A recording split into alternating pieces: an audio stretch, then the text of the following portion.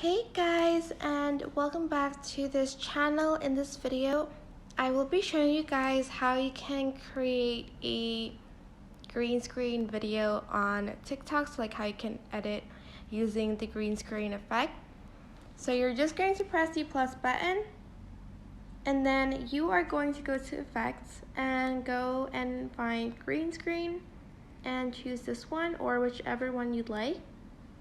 Then select an image for the green screen. You can choose anything you'd like. There's also like a Giphy one that you can choose from, but I'm just going to choose from my gallery, like a random one.